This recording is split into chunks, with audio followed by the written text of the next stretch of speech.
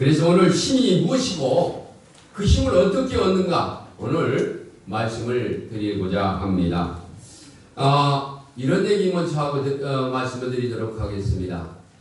힘 있는 깡패들이 힘을 자랑하기 위해서 서로 싸우는데 누가 옆에 있다가 경찰이 온다! 그러니까 이 깡패들이 다 도망가는 거예요. 그러니까 옆에 있던 사람이 그러지요. 야, 경찰이 힘이 세구나. 경찰이 힘이 세구나. 그러니까 옆에 있던 사람이 야, 요새 경찰도 아니야. 술 먹고 들어가서 집어 던지고 패면 도망가. 그러니까 옆에 있던 사람이 그럼 누가 힘 있는 사람인데? 소방서가 힘 있는 사람이래. 소방서가 힘 있는 왜 소방서가 힘 있는 사람이요? 소방서들은 물불을 안 가린디야. 그 옆에 있던 사람이 요새 소방서도 힘 없어. 그럼 누가 힘 있는데? 노인들이 힘이 있디야. 왜? 노인들이 왜 힘 있어? 그러니까 다 살았다.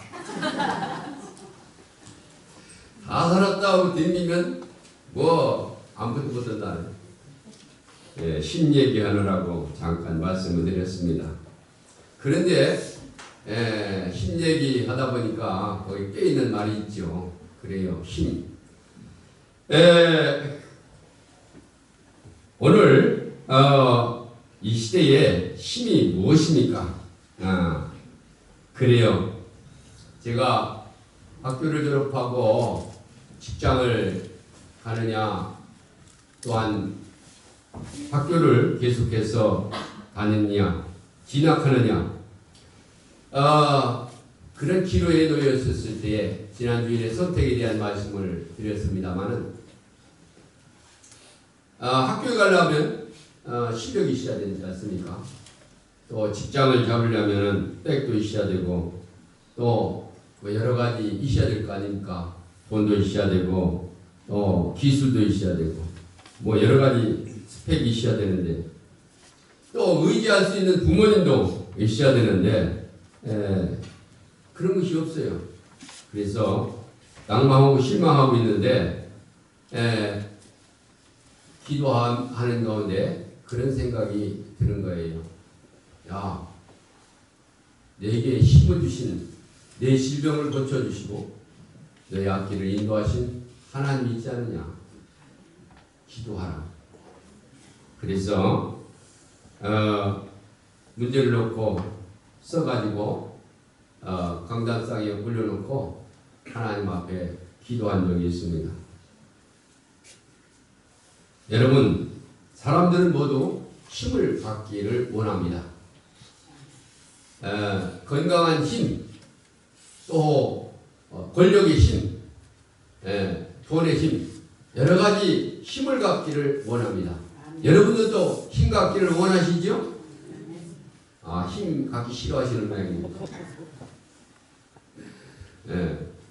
힘이 있어야 사는 거죠. 그래요. 힘 갖기를 원해요. 그런데 세상에서 제일 서러운 사람이 어떤 사람이냐면 힘없는 사람이에요. 아무것도 못하고 힘이 빠져있을 때에 그것보다 비참한 것이 없죠. 여러분 잘 알다시피 나라가 힘이 있어야 됩니다. 또 나 자신도 힘이 있어야 되죠. 교회도 힘이 있어야 열심히 전도하고 선교하고 큰 역사를 이루는 거죠. 가정도 힘이 있어야 됩니다.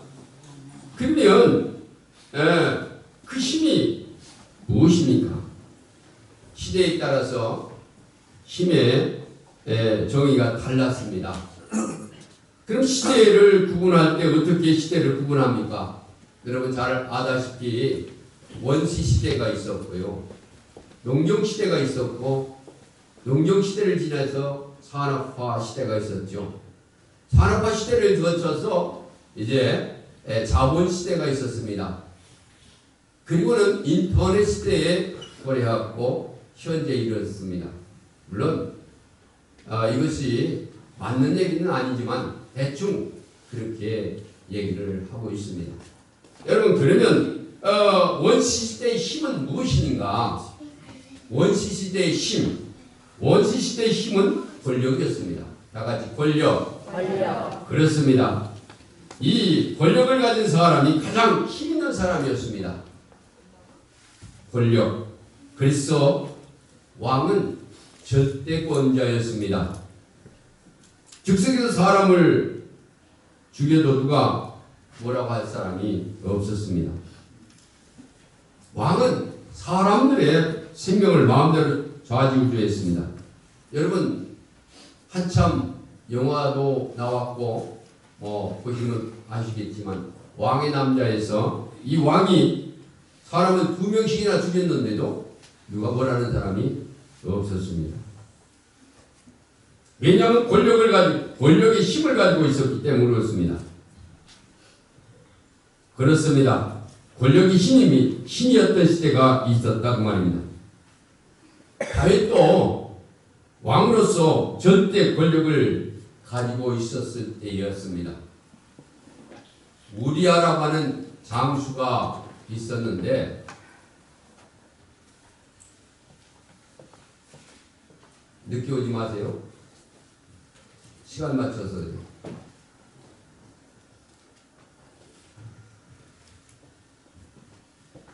우리아라고 하는 다윗의 왕 장수가 있었는데 그의 부인이 있었죠. 근데 권력의 힘을 빌려서 우리아를 최전선에 보내 죽이고 그의 부인을 아내로 맞이하지 않았습니까? 이것은 권력의 힘이죠.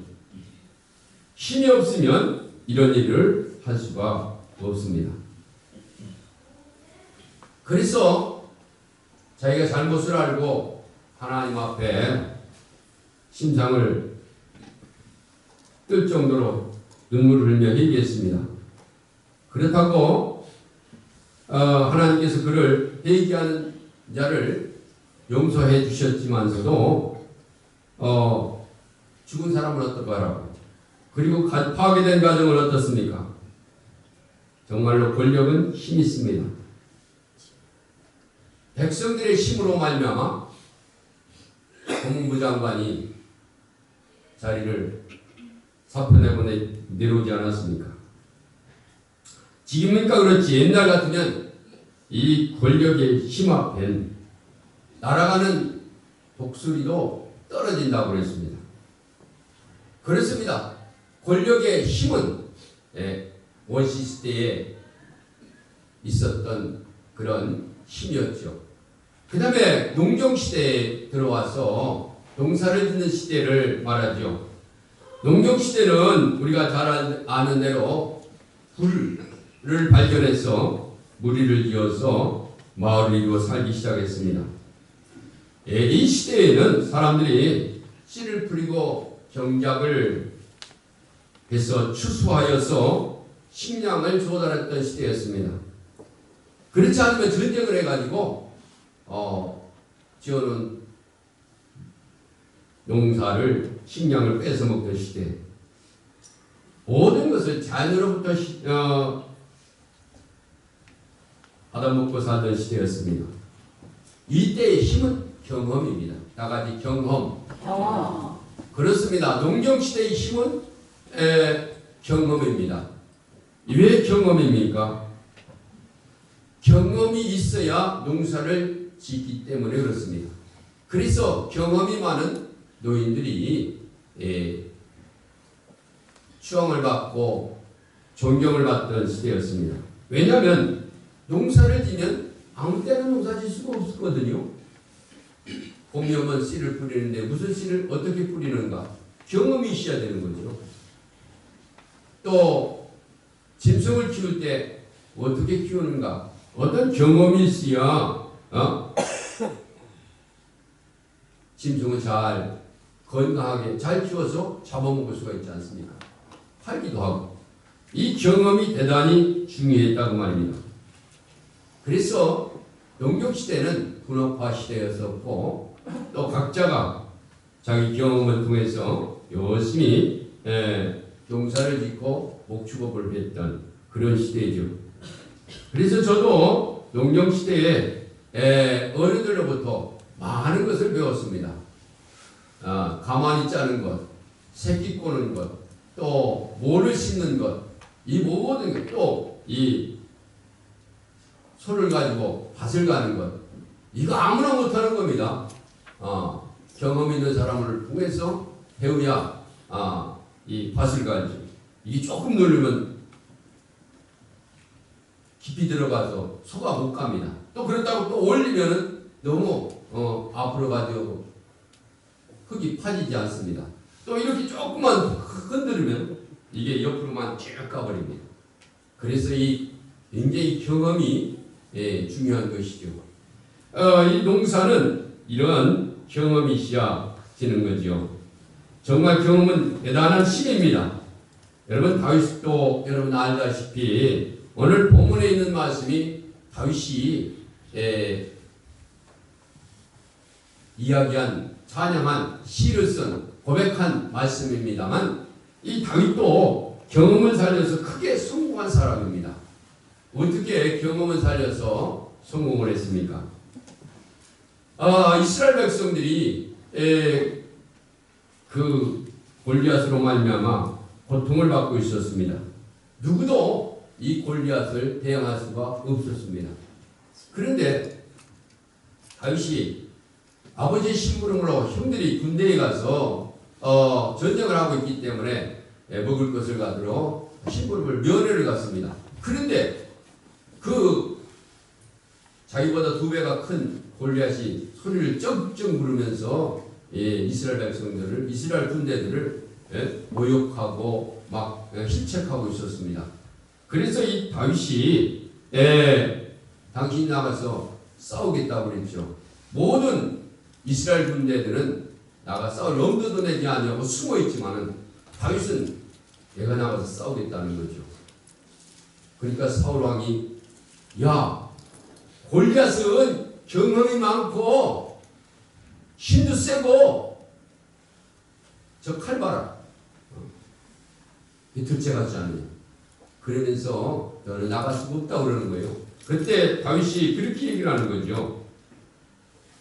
사울 왕님, 나는요 양을 칠 때에 곰이나 사자들이 달려들면, 이떼들이 달려들면 내가 물맷돌로 잡아 죽였습니다. 이런 경험이 있습니다. 걱정하지 마십시오. 그리고 나가서 그 경험으로 물맷돌로 다윗을 추어 죽이는 놀라운 역사를 이룬 줄 믿습니다. 할렐루야. 그래서 농경시대의 힘은 경험입니다. 그 다음에 농경시대를 지나서 산업화 시대에 이르렀습니다. 1776년 세상이 산업화되기 시작했습니다. 제임스 와트가 증기기관을 발견했고 아담 스미스가 그 자본경제 시대의 논리를 이론했죠. 이때부터 각자 물건을 교환하기 시작했습니다. 그래서 교환사회가 됐습니다. 분업화가 되기 시작했습니다. 그래서 이때부터 산업화, 도시화하게 되었죠. 그래서 산업화 시대의 힘은 무엇이냐? 기술이었습니다. 다 같이 기술. 그렇습니다. 기술 있는 사람은 대어받고 존경받던 그런 시대가 산업화 시대였습니다. 그래서 기술을 배우려고 취직을 하고 또 열심으로 기술을 배우려고 노력을 했습니다. 그래서 고향을 떠나서 도시로 향했죠. 왜냐하면 도시로 가야 기술을 배울 수가 있었기 때문입니다. 그래서 직장을 위해서 가정이 무시되는 그런 시대였죠. 타자기가 나오니까 인쇄공들이 다 자살하는 그런 일들이 일어났습니다. 그래서 머리를 만드는 가발 기술, 미용 기술, 양계 기술, 운전 기술 이런 기술만 하나 배우면은 평생 먹고 살았죠. 그래서 우리 오빠 누나들이 기술 배우러 서울로 향했습니다. 이 기술만 가지면 능력 있는 사람이었습니다. 존경받았습니다. 그래서 산업화를 이룬 영국 중심으로 유럽이 우위를 차지하게 됐고, 이때 일본이 그 산업화 물결 속에서 기술을 먼저 배워서 무기를 가지고 우리 한국에 침입하지 않았습니까? 그렇습니다. 산업화 시대에 기술의 힘은 기술이었습니다. 그 다음에 이제 자본 시대가 이르렀습니다. 이 자본 시대의 힘은 무엇이냐? 자본 시대의 힘은 뭐니 해도 머니입니다. 머니가 뭐냐? 돈이라 그런 얘기입니다. 자본 시대는 돈이 힘입니다. 그래서 많은 사람들이 돈의 힘을 빌려서 살았죠. 돈으로 안 되는 것이 없었습니다. 그래서 이제 그 주머니에 돈이 있으면 힘이 있고, 주머니에 돈이 없으면 힘이 약해가지고 뒤로 숨는 그런 습관들이 생겨났죠. 여러분, 탈무드에 이렇게 말하고 있습니다. 돈. 우리는 돈 없이 살 수가 없다. 성경은 빚을 주고 돈은 은기를 준다. 돈은 어떤 더러움도 씻어내는 비누다. 몸은 마음에 의지하고 마음은 지갑에 의지한다. 돈으로 열리지 않는 문이 없다. 돈이 소리를 내면 욕도 그친다. 돈으로 행복을 살 수 없지만 행복을 불러오는 큰 역할을 한다. 돈이 인생의 전부라고 말하는 사람은 평생 가난하게 산다. 집안에 돈이 있으면 집안에 평화가 있다. 인간은 동물과 다른 점은 돈 걱정한다는 겁니다. 돈 걱정하는 동물은 하나도 없다. 납비가 길거리에서 설교를 하는 것보다 10,000원을 준다면 그쪽이 더 인기가 많다. 좋은 수입보다 좋은 약은 없다. 지식이 많은 사람은 늙어도 돈 많이 가지면 젊어진다. 돈은 어떤 문제도 열 수 있는 황금 열쇠다. 부자가 되는 길이 있다. 내일 할 일을 오늘 하고 오늘 먹을 것을 내일 먹으면 된다. 가난한 사람에게는 적이 적고 부자에게는 친구가 적다. 돈을 빌릴 때 웃으면 갚을 때 울게 된다. 남에게 돈을 빌려주었는데 그 사람이 도저히 갚을 길이 없음을 알면,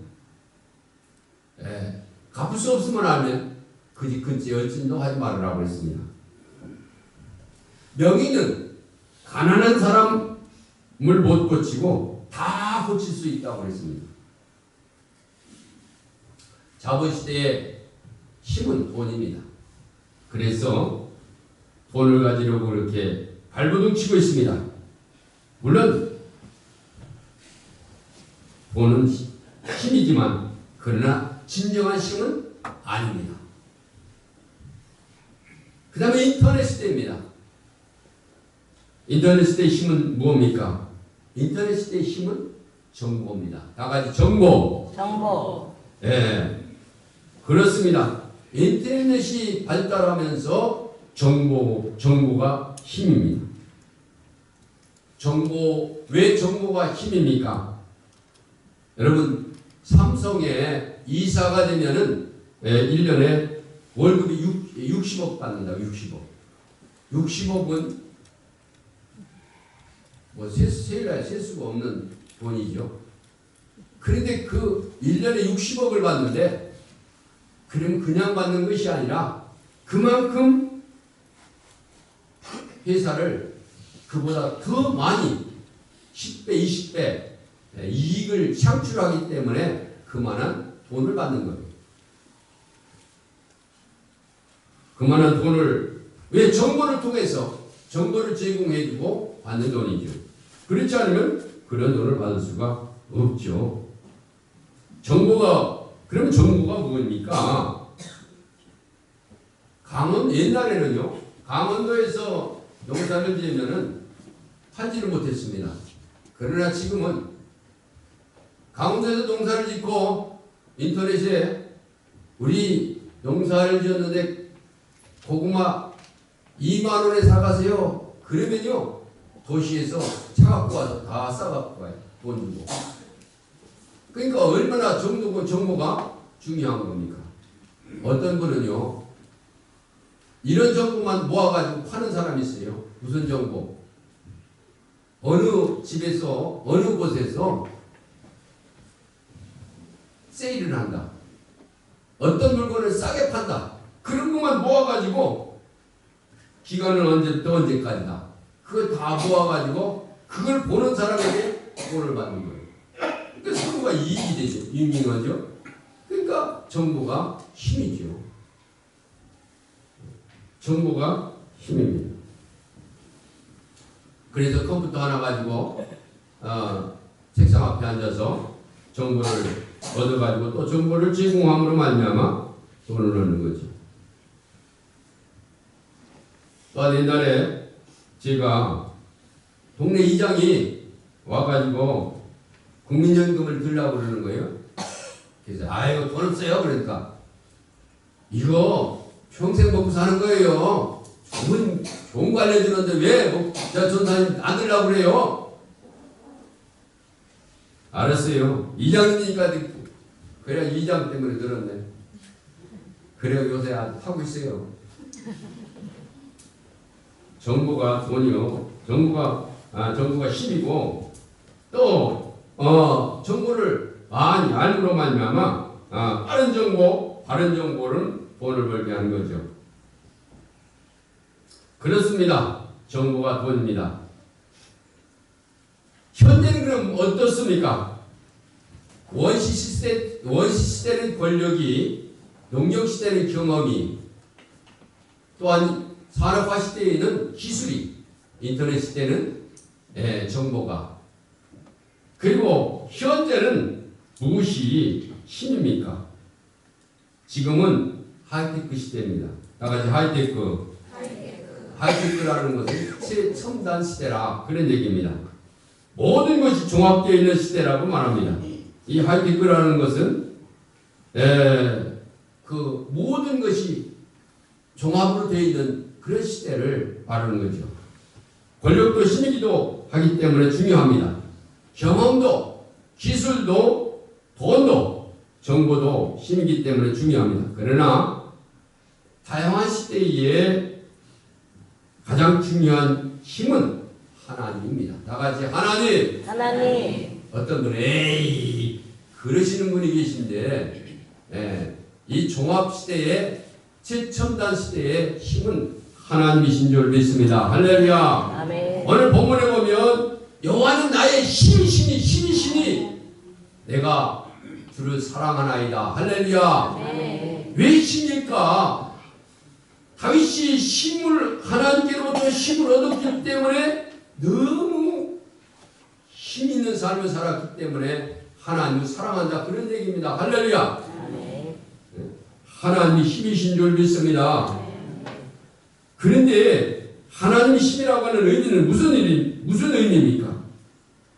아까도 얘기했지만은 다윗과 골리앗과의 싸움에서 다윗이 물맷돌 한 개 가지고 거인 골리앗을 이길 수 있게 하신 분은 하나님이시다. 그런 얘기입니다. 할렐루야. 아멘. 아무리 물맷돌이었지만서도 하나님이 함께 하시지 않으면 이길 수가 없는 것이고 용기가 없었을 것이고 능력이 없었을 것입니다. 하나님이 함께 하셨기 때문에 그가 골리앗을 이기고 승리한 줄 믿습니다. 할렐루야. 그래서 다윗은 뭐라고 했어요? 나의 힘이 되신 여호와여, 내가 주님을 사랑합니다. 할렐루야. 하나님의 힘이라는 것. 그럼 하나님의 힘이라는 얘기는 무슨 얘기인가? 더 구체적으로 말씀을 드리면 하나님이 지혜를 주신다 그런 얘기. 다 같이 하나님이 지혜를 주신다. 지혜를 주신다. 그렇습니다. 지혜 있는 사람이 힘 있는 사람입니다. 지혜의 기본 이 세상에 최고지대입니다. 여러분 종합대학에는 모든 과가 다 있습니다. 종합병원에는 각종 모든 질병을 고치는 의사들이 골고루 다 있습니다. 마찬가지로 지혜는 지혜를 받으면 이 지혜 속에 모든 것이 다 들어있다 그런 얘기입니다. 여러분 솔로몬은 지혜의 대명사입니다. 그가 1000번째를 하나님 앞에 드리고 하나님께로부터 지혜를 선물로 받았습니다. 그래서 이 지혜는 종합돼. 지혜를 가지니까 모든 것을 다 가지지 않았습니까? 그래서 하나님은 우리에게 지혜를 주시는 줄 믿습니다. 할렐루야. 어느 임금이 아들을 결혼시키기 위해서 왕으로 선발하게 되었습니다. 왕과 되고자 수많은 아가씨들이 모여들었습니다. 그런데 다 그들을 왕으로 삼을 수는 없지 않습니까? 그래서 이제 뽑아야 되는데 선발을 해야 되는데 왕이 쌀 한 대박을 주면서 이것을 한 달 먹고 오라 그렇게 그런 자를 왕으로 삼는다고 했어요. 그래서 아가씨들이 쌀 한 대박을 다 받아가지고 집으로 가서 쌀 한 대박을 가지고 살다 보니까 얼마나 힘드니까 얼마나 어렵습니까?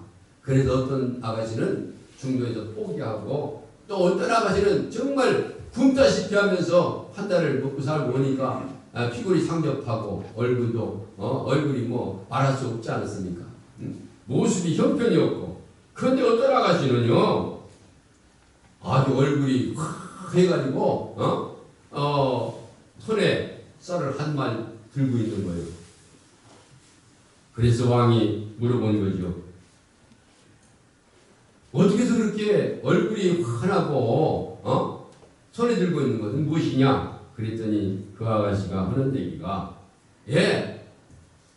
다른 아가씨들은 쌀 한 대박으로만 살려고 했지만은 저는 그 쌀 한 대박을 가지고 떡을 만들어서 팔았습니다. 그래가지고 계속 팔고 남아가지고 이렇게 잘 먹고 잘 살고 쌀 한 말을 사가지고 왔습니다. 누가 왕후가 됐을까요? 당연히 창조적인 생각을 한 이 아가씨가 왕으로 뽑혀지는 건 당연한 것 아닙니까? 그렇습니다. 우리가 이렇게 창조적인 생각, 지혜를 통해서 놀라운 역사를 이루게 되는 것이죠. 지혜로운 사람은 결코 어리석지 않습니다. 그러므로 하나님께서 지혜를 주십니다. 그뿐만 아니라 하나님이 진실을 주십니다. 다 같이 진실을 주신다. 진실을 주신다. 진실은 오래갑니다. 하나님 주시는 진실은 신입니다. 이솝 모화 속에 까마귀와 까치 얘기가 있지 않습니까? 까마귀는 몸이 시커머니까 까치들이 잘 놀아주지를 않습니다. 그래서 오기도 싫고 그래서 이 까마귀가 까치 몰래 몸에 흰칠을 했습니다. 예쁘게 칠을 했습니다. 그리고 함께 까치들과 놀았습니다. 그런데 어느 날 갑자기 소낙비가 내리니까 이 까마귀가 칠했던 흰 색이 다 지워짐으로 자기 본래 모습을 나타나게 되었습니다. 그러므로 진실은 오래가지 못하는 법이죠. 여러분, 다양화된 이 사회 속에 살아가는 힘은 역시 진실인 줄 믿습니다. 할렐루야. 아멘. 아무리 더러운 죄를 지었다 할지라도 진실로 회개하고 하나님 앞에 나오면 새로운 그릇이지요. 하나님 쓰시기 합당한 자가 되는 줄 믿습니다. 할렐루야. 어거스틴은 여러분 잘 아시다시피 예수 이후에 가장 아주 성결한 성자가 된 것은 그가 그의 어머니와 그의 아버지와 또한 그 배우의 아므로시스라고 하는 목사님이 계시해서 그런 거죠. 그의 어머니 모니카는 믿음으로 하나님 앞에 기도했을 뿐만 아니라 그의 아버지 패트리커스는 아주 진실한 분이었습니다. 신실한 분이었습니다. 얼마나 정직하고 신실한지 그런 거짓말할 줄을 알지를 못했습니다. 그 당시에 산적들이 너무나도 많았습니다. 여행할 때에 이 산적들이 노략질을 해가지고 사람들을 괴롭히고 있었죠. 그래서 이 페트로피스도 모니카 아버지 페트로피스도 이제 여행을 떠나게 되었는데 그의 모니카 그의 부인이 모니카가 만약 산적들을 만나면 비상금으로 쓰라고 이 단추섭에 금을 몇 돈 집어넣어 줬습니다. 그런데 마침 가다가 정말 산적들을 만나가지고 산적들이 손들어! 달려라! 그러면서 막 짖어가지고 다 뺏어간 거예요. 그래서 다 뺏기고 터덜터덜 가다가 가만히 생각하니까 부인 모니카가 이 섭의 밑에 금 넣어준 것을 깜빡 잊어버렸어요. 다 나누라고 그러는데 다 나누지 않고 요건 갖고 있었거든. 그래서 마음이 꺼려워가지고 다시 산적들로 가가지고 와가지고 왜 왔어? 그러니까 아까 내가 거짓말을 했어요. 뭐라 왜 거짓말? 다 나누라고 그러는데 가만히 가다 생각해보니까 이 섬 밑에 부인이 모니카가 금 넣어준 거를 깜빡 잊어버렸어요. 여기 있어요. 그러니까 산적 두목이 깔깔 웃으면서 야, 나 산적 생활 몇십 년 동안 하지만 이런 사람 처음 봤네. 야, 아까 뺏은 거 다 돌려줘라. 그래가지고 돌려받았다는 거예요. 이렇게 그 아버지는 정직한 사람이었습니다.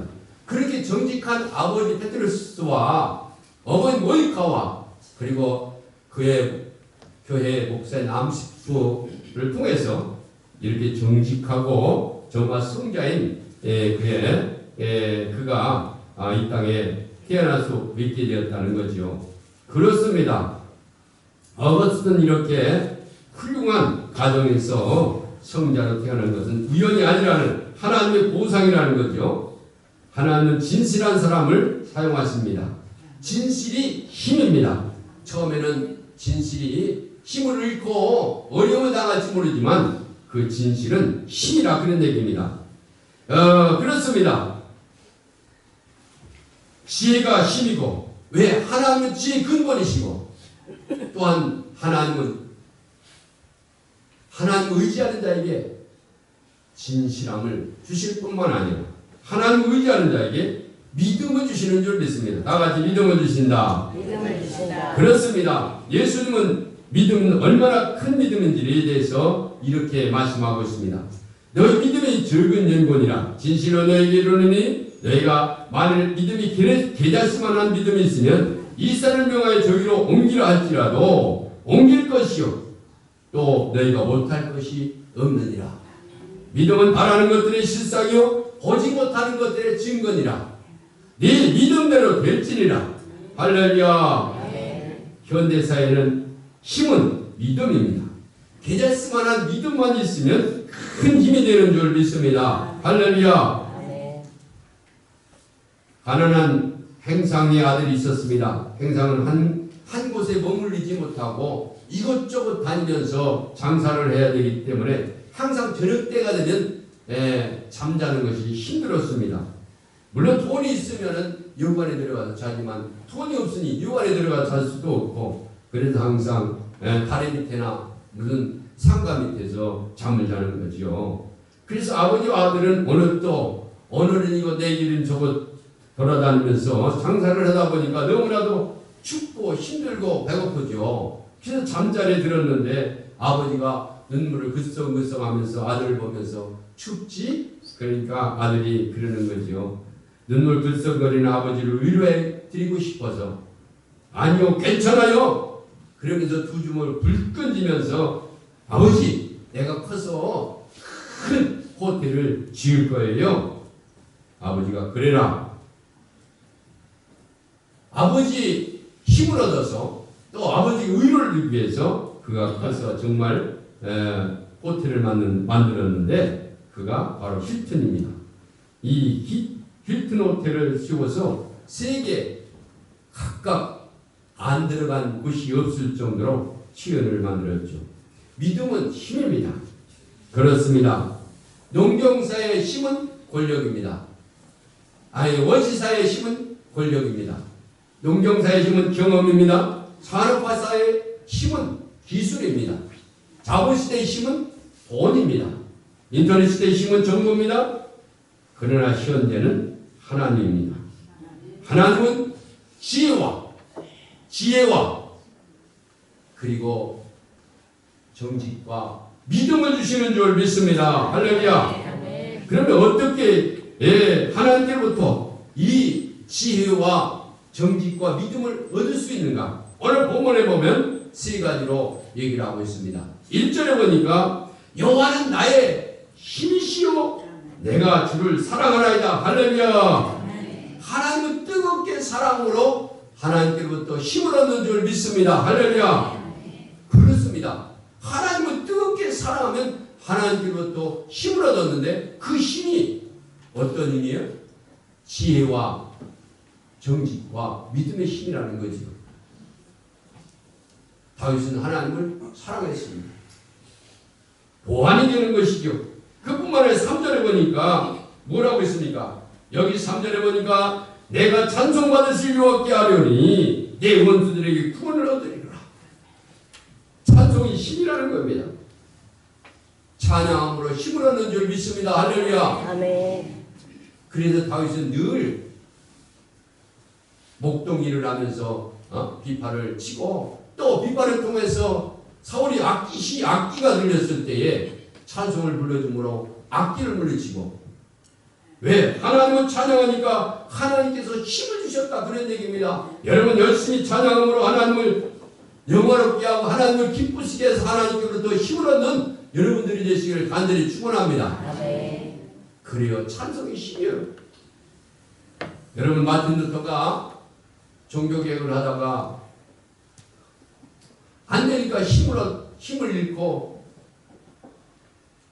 항상 이렇게 고개를 숙이고 집으로 들어오는 거예요. 그 모습을 보니까 부인이 너무나도 안타까워. 그래서 어느 날은 루터가 들어오는 걸 보고 상복을 입고 하얀 상복을 입고 루터를 맞이했어요. 그러니까 루터가 여보 누가 죽었어? 죽었지. 누군데? 당신 믿는 하나님이 죽었어?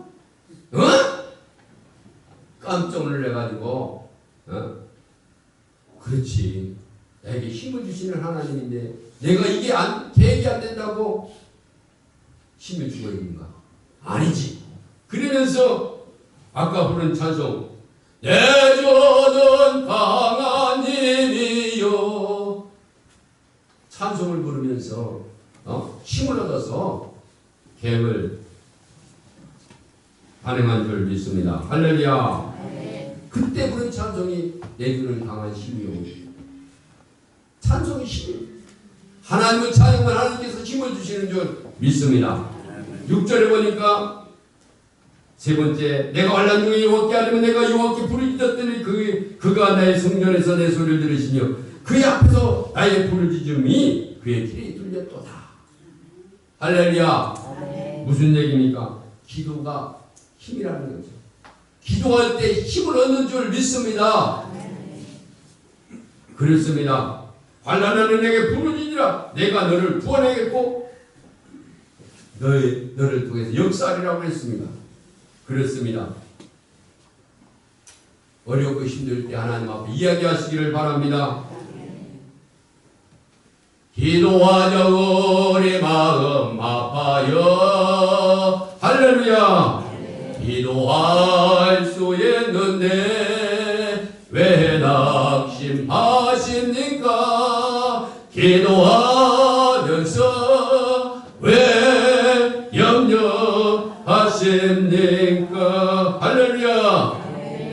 기도하시기 바랍니다. 기도할 때 힘을 얻게 되는 줄 믿습니다. 그래요. 다윗은 이렇게 하나님을 뜨겁게 사랑함으로, 하나님을 찬양함으로, 하나님 앞에 이야기함으로 말미암아, 구함으로 말미암아 힘을 얻었다고 말입니다. 그 힘이 어떤 힘이요? 지혜의 힘을 얻었습니다. 그 힘이 뭐예요? 정직함입니다. 그 힘이 뭡니까? 믿음입니다. 그래서 그는 사명을 잘 감당했고 승리적인 삶을 살았을 뿐만 아니라 늘 성공적인 삶을 살았다는 사실을 우리가 기억하면서 여러분 하나님께로부터 힘을 얻으시기를 주의 이름으로 축원합니다. 아멘. 다윗이 하나님을 사랑함으로, 하나님을 찬양함으로, 하나님 앞에 기도함으로 힘을 얻었듯이 여러분들도 힘을 얻어서 이 어렵고 힘든 세대를 승리하며 사명 감당해 나가는 사랑하는 성도들이 되시길 다시 한번 축원합니다.